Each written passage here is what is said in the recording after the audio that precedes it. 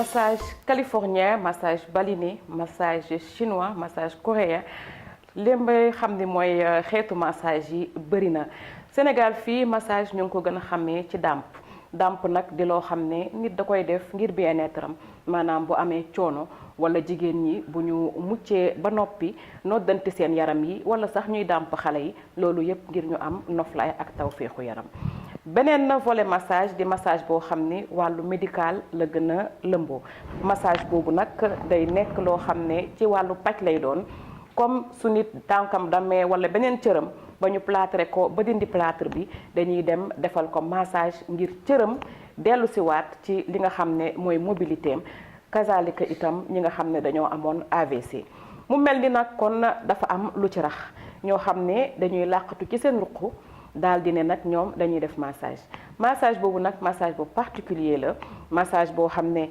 jànguñu ko massage boo xam ne xamuñu yan xeetu produit la ñuy utiliser massage boo xam ne xamuñu risque yi nga xam ne ñu ngi koy encourir ak risque yi sax ki ñuy massé di courir ci wàllu wér-gi-yaramam loolu yëpp nag la ñuy waxtaanee tey asalaamaaleykum dal leen jàmm Leyda Laye ñu ngi ci biir kon Laye yow ban gis-gis nga am ci phénomène boobu gannaaw ba ma la nuyoo.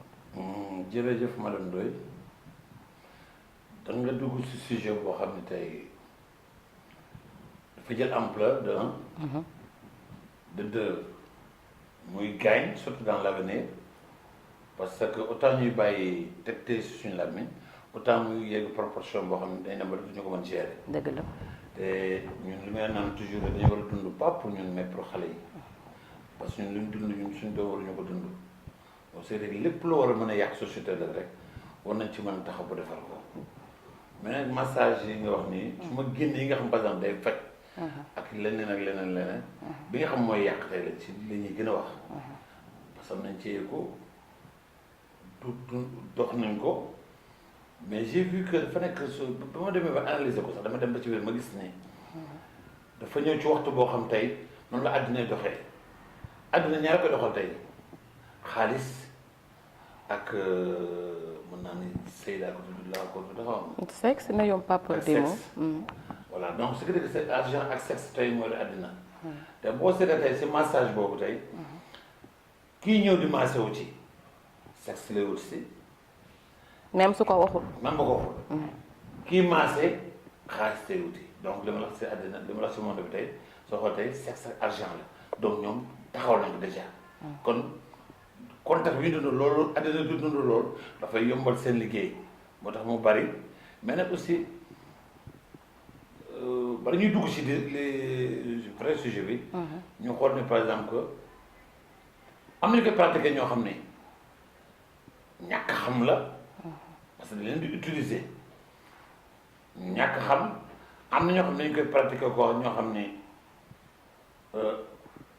xamuñu même les inconvénients ak risques yi ci nekk loolu dinañ ci dellu siwaat am na ci yeneen ñoo xam par exemple aussi par exemple que seen xel aussi tollu ci mën a bañ muy par exemple seen condition tollu ci mën a bañ muy indi par exemple que ñàkk gi parce que xam nga boo ñàkkee yenn yu bari lay def loolu xam mën na ne xaalis te man nag sutura benn bi rek da nga naan mën naa ko nangu waaw même su baaxulee même bu baaxulee ngir dëggal li ngay wax am nañu audio boo xam ne woote nañ ci salon de massage yi di leen laaj seen wàllu liggéey ndax bëggoon ci leerlu rek ndax teg nañ ko ci yoon wala teguñu ko ci yoon waaye liñ ci dégg doy na waar ñu déglu élément bi. allo. oui. ça va na ngeen def. oui si. waaw yaram bu diis moom loolu lañ ci xam. yaram bu diis. waaw. soo ñëwee dinañ la ko fajal. nañ ma koy fajal parce que une fois dafa am une fois benn si dama ci gisoon seen adresse seen kii quoi.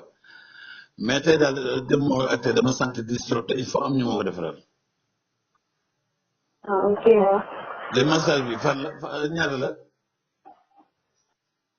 am nañu bii nii ba 30 minutes. ay na xam ngeen tàng di. 110 000 ak 30 000 kon bokkuñu. non non. ah. certificat du ak relaxant mooy 10 000. du ak relaxant mooy 10 000.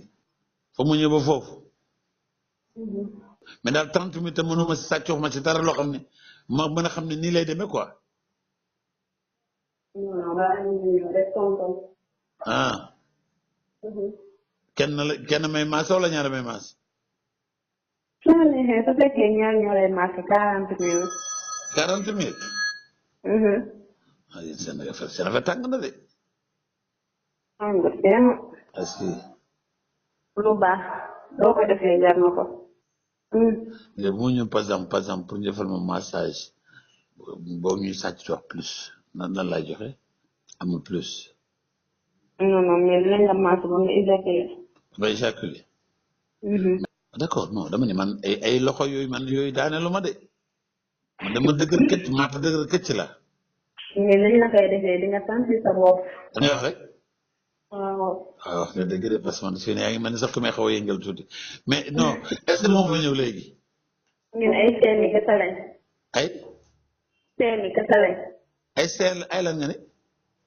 ay feem kese lañu feem. ay feem d'accord waaw mais feem bi kay na ngeen may def par exemple ba na lay def mën a def par exemple ni ma ni nga da nga may yóbbu ardo nga wax dañu may maas ma dem ardo pour rafetal wax ji quoi damay dem ardo mais nan lay demee ardo mais ardo xanaa du sa loxo bi ku may yóbbu ardo. ah ba xam nga yow suñu lay wax doo mën a comprendre da ngeen naan dafa yomb mais soo ñëwee da ngaa kii lu ñuy maasale ba pare di nga comprendre. man je d'accord naa yow li nga wax d'accord naa yow parce que xam na gis naa lu ne parce que man je peux dire saa mag la yaa ngi mais dama mën a comprendre mooy parce que même booy ni ay pour seen loxo yooyu defal ma ko ba ma yegg ba ma dem ardo yombul de. ah yow de tey di nga xam ne lépp dëgg la. day wax rek dinaa xam ne lépp dëgg la. waaw.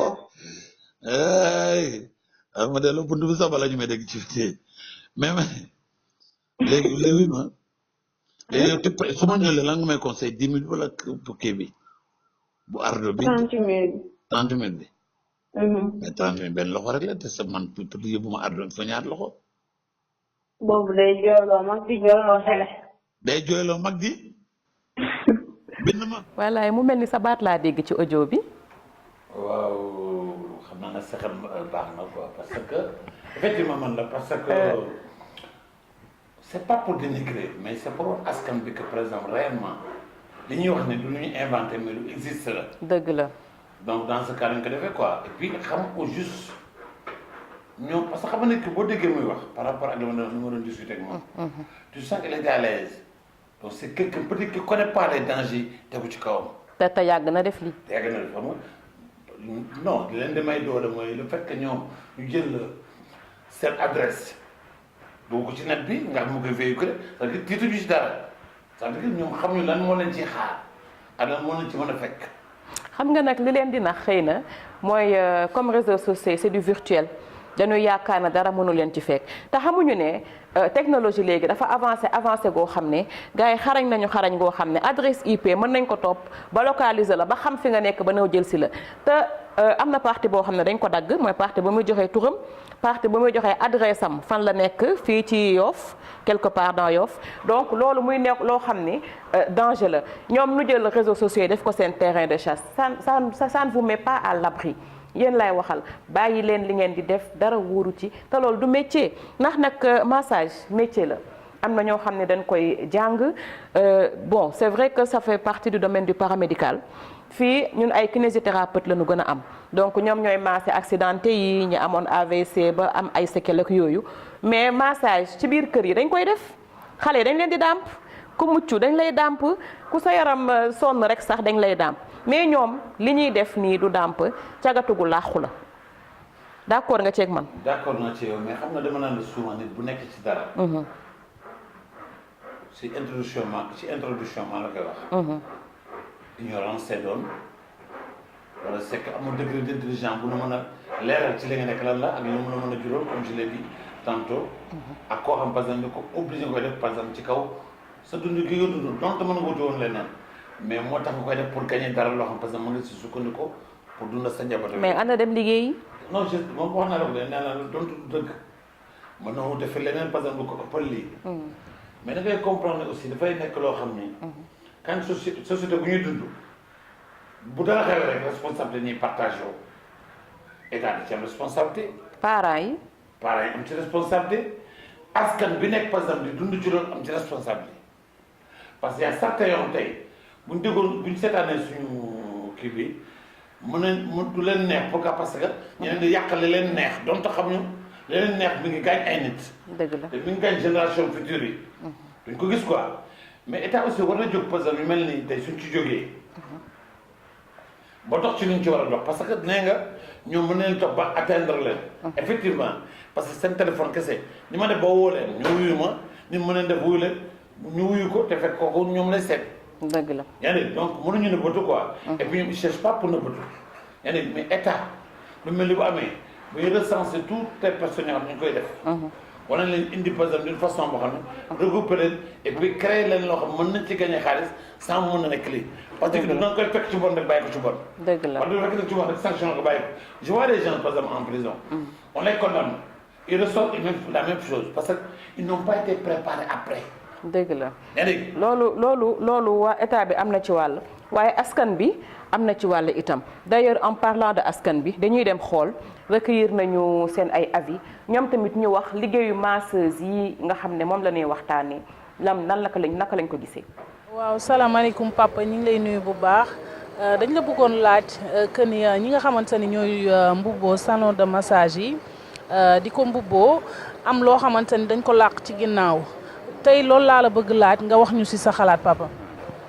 waaw léegi yow salon nga wax mais balaa may waxu salon sax damay wax ni je vois des femmes sur l'internet sur le net yoo xam ne dañuy envoyé 3 à 4 numéros wax ne dañuy def massage soo ñëwee. papa bëggoon naa nga wax ci kaw bu baax comme ça ñi nga xam ne ñoo lay seetaan dégg li ngay wax.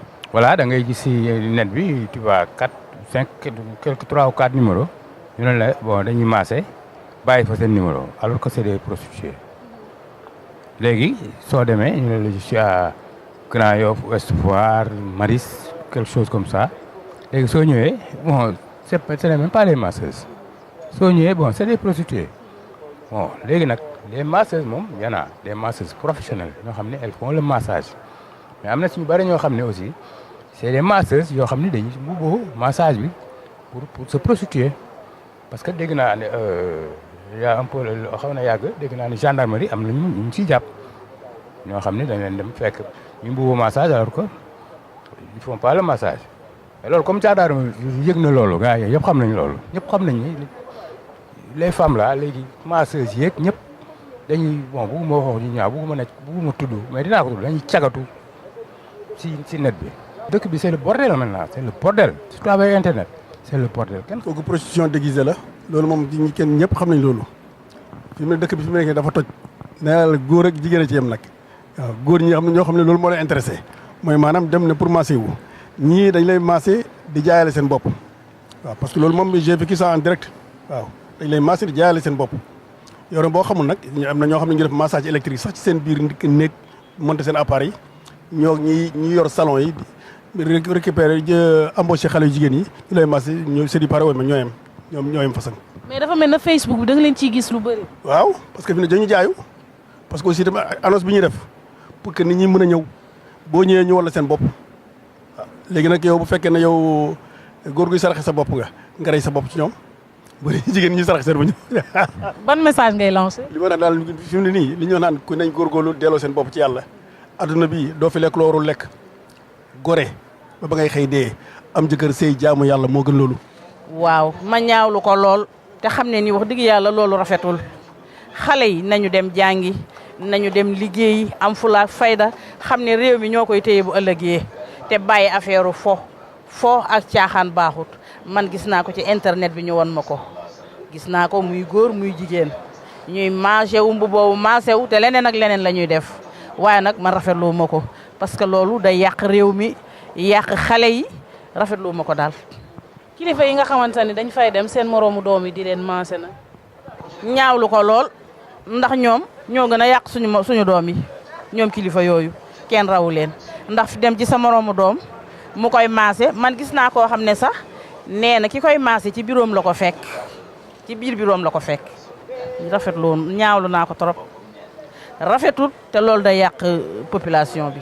maanaam képp ku ci war a dem ba bëgg ko def muy sa métier na nekk loo xamante ni buñ la ci boole loo xamante ni mënu ci bokk maanaam da ngay liggéey professionnel la soit un professionnel am na yoo xam ne bu ñu la ko nar a defloo yow en tant que jigéen bu ko nangu parce que ëllëg aussi da nga war a am ay doom boo waruñu xam ne sama yaay tel métier lay def te aussi même soo amee njaboot di ko def na nekk métier li ngay jox sa njaboot na nekk loo xamante ni lu lew la na nga ko amee si condition yoo xamante ni lu lew la ba suñ ko lekkee benn jafe-jafe duñ ko mën a am daal maanaam li ma leen di conseiller mooy ñu gën a professionnaliser métier bi daal ñu def ko comme ay professionnel bañ ci rax leneen luñ leen ci nar a boole. Il paraît que des fois gars yi dañuy dem massage par exemple am na bon sa jëkkër mën na dem massage te yow doo ko yëg. Tu vois, et moi je pense que c'est des trucs qui peuvent bien être faits à domicile aussi quelquefois, mais je dis pas qu'ils doivent pas aller au salon de massage, tu vois, mais ce serait bien des fois aussi que les hommes se fassent masser par leur femme à la maison parce qu'il y a tout ce qu'il faut, il y a les huiles de massage et tout ça, mais des fois gars yi dañuy dem ci salon de massage yi sans que les femmes soient au courant. kon nag kàddu askan waa ngi noonu ñoo ko déggandoo avis yi bëri na divergé nañu waaye liñ ci mën a jàpp rek mooy que liggéey bi xale yu jigéen ñi di def kenn àndu ci. ki mujjee nag nee na mën nañu sax ànd en couple wala ñu dem loolu mooy massage yi nga xam ne dafa nekk en institut ñooñu dañoo légal am seen ay këyit teg ko ci lu leer liggéey la ñuy def raxuñu ci dara waaye micro trottoir bi kàddu gi askan gi wax ki njëkk a wax nee na xale yi dañuy cagatu ci seen biir néeg yi loolu naka nga ko gisee. waaw mais xam nga dañuy rafetal wax ci parce que. waaw kon je reprends xale yu jigéen ñi dañuy jaay seen bopp ci seen biir néeg. très bien ñu ngi jaay seen bopp. xam nga loo gis rek c'est un phénomène de société parce que boo seetee ba liberté amee ba tey ci la ba lu bari bari am bu njëkk ba même bu daan jàngi nekk internat aussi par exemple am nañu ko réglementé de sorte que yéen doo am jot bi pour mën def yenn yi. waaw jot baaxul.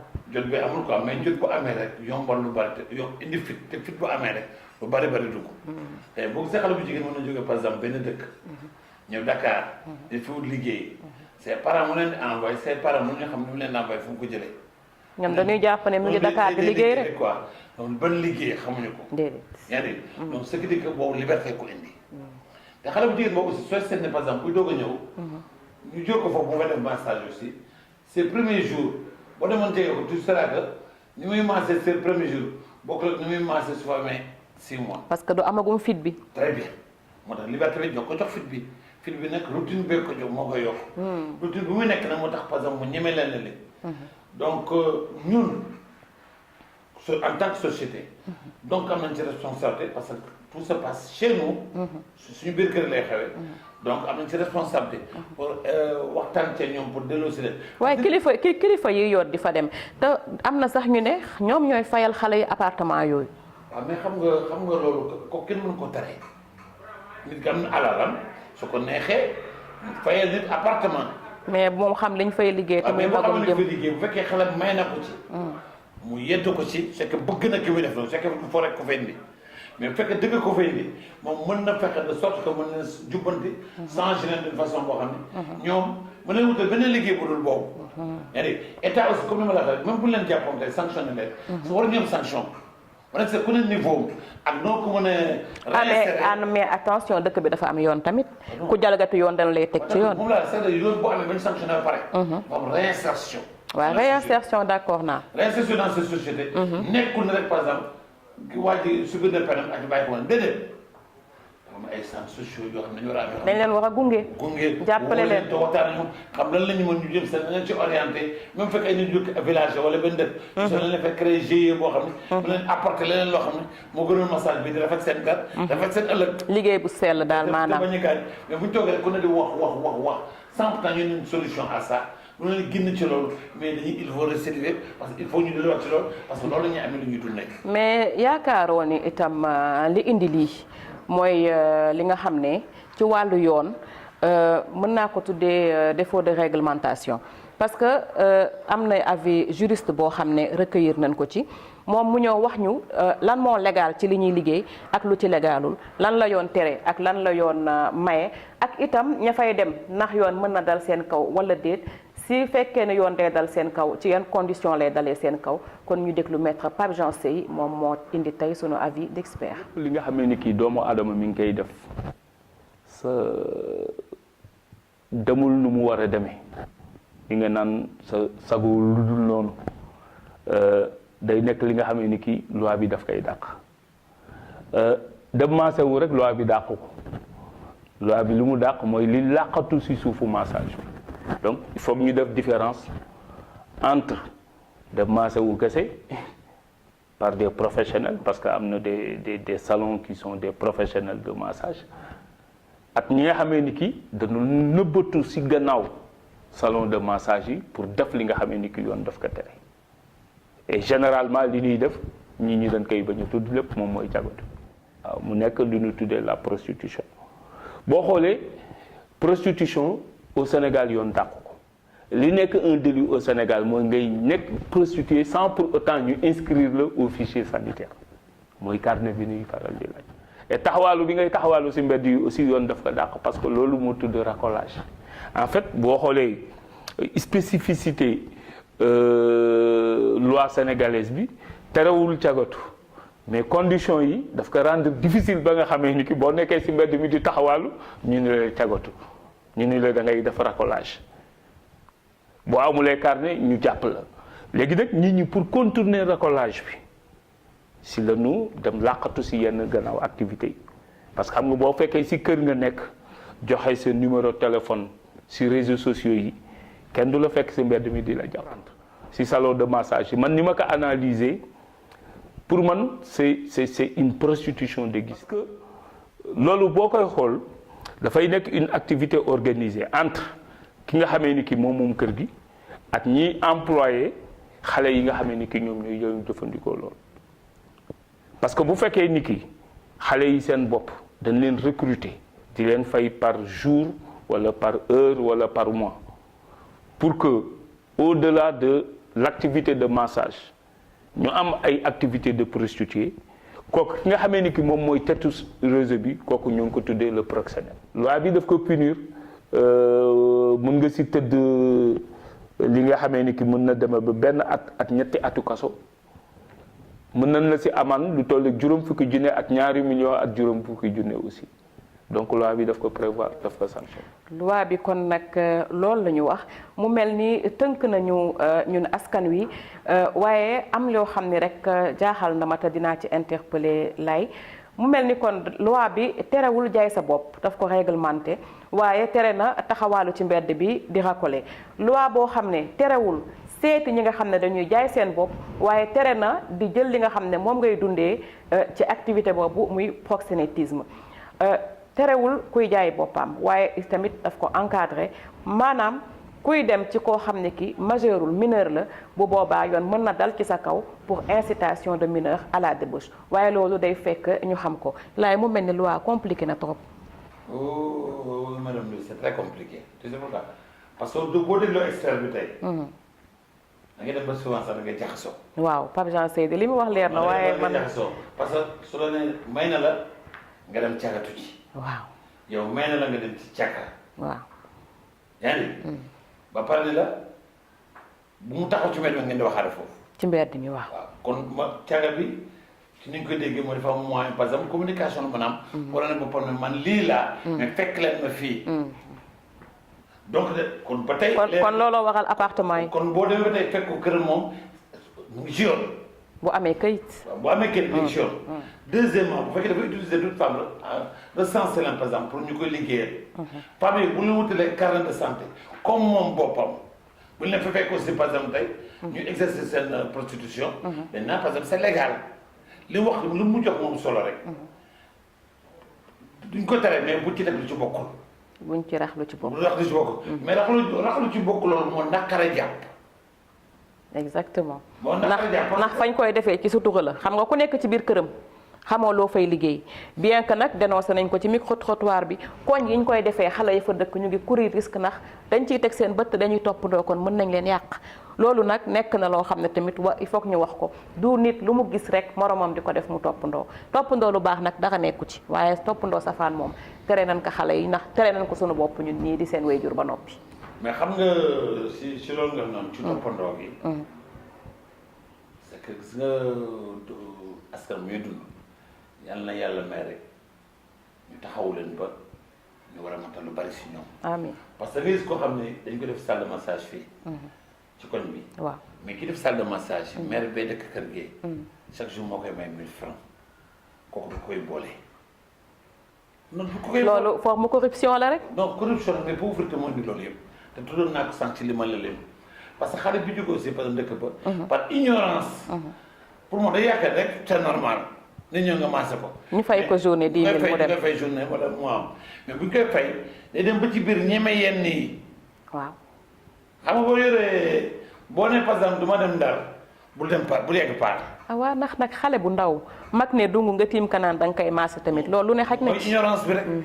ignorance bi bu fekkee aussi par exemple xelam moo parce que xel aussi fu ñu koy am solo di ko dugal ci waxtaan yi. parce que xam nga ne dina bëgg dara wala bañ dara.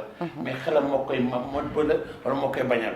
de sorte que bu fekkee ne parce que moom xelam tolluwul ci neneen ni ki ko insécure loolu dugal ko ci loolu xam nga ne waxtaan nañ fi keroog ma ne la.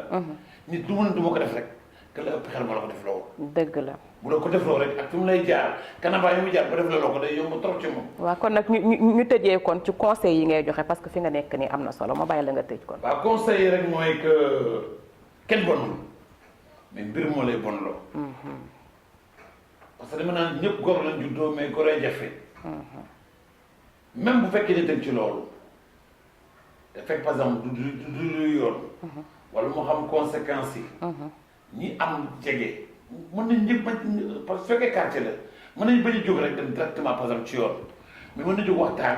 ñëw seet si ko waxtaan ak moom. delloosi ko. war ko ne lii ngeen di tuur yoon parce que lii ak lii la suñu sañoon nga defee néeg nii yow déjà mel nga nii am nga nii lan moo la war a tere nga wut sa benn table sa benn restaurant ñii ngay utiliser pour massage ñu lay jaayee. waaw loolu yëpp mën na nekk. yaa dégg bu fekkee état la aussi état bu fekkee dafa dem ba jàpp leen ci loolu. yow réew ci jàpp leen rek condamné leen. amaan leen bàyyi leen ñu dem déedéet war na un suivi après parce que réinsertion dafa am solo trop ci un détenu yaa ngi dégg bu fekkee ne par exemple koo xam ne xelam nag moom matul yaa ngi dégg ba yenn yi dugal ko ci ba mu dugg ci ñun ñu ko ëpp xel nañ ko jàppale ci xel. ñu jàppale ko ci xel kon nag ci kàddu yu rafet yooyu nag la ñuy tàggatoo laay ma amoon mbégte loolu nag dal ci sa plateau Leyda Laye di la encourager bu baax ndax li ngay def macha allah am na solo waaye tamit di la remercier ci générosité bi nga am ci bokk ka ak askan wi kon nag maa ngi lay tàggu askan wi jërë ngeen jëf kon ba beneen yoon ci beneen émission Leyda Laye